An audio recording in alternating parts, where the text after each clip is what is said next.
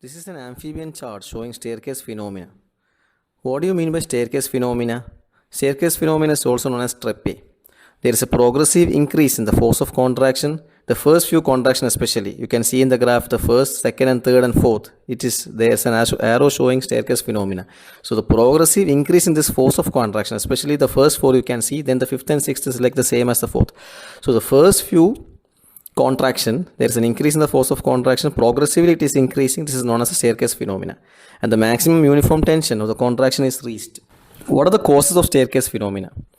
The beneficial effect of higher calcium concentration, increased temperature in muscle, and decreased viscosity of sarcoplasm. So the main causes of staircase phenomena are, the main three causes are beneficial effect of higher calcium concentration, increased temperature in muscle, and decreased viscosity of sarcoplasm.